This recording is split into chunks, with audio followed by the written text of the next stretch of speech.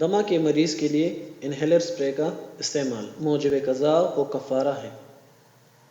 سوال: کیا فرماتے ہیں علماء دین اس مسئلے کے بارے میں کہ دمہ کے مریض کے لیے انہیلر پمپ رمضان میں استعمال کرنا کیسا ہے، کیونکہ اس پمپ کے بغیر 1 گھنٹہ گزارنا بھی مشکل ہوتا ہے، اور اس پمپ میں چونکہ ہوا ہوتی ہے تو کیا اس ہوا کے داخل ہونے سے بھی روزہ ٹوٹ جاتا ہے؟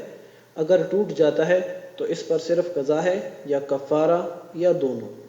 جواب: ہوا اگرچہ جسم ہے لیکن اس کا دخول اور ادخال جب تنفس کے طور سے نہ ہو، فقہائے کرام نے مفطرات میں ذکر نہیں کیا، جس طرح کہ فقہا نے جن اور ملک کا باطن میں حلول کرنے کا مفطرات میں شمار نہیں کیا، حالانکہ یہ بھی اجسام ہے۔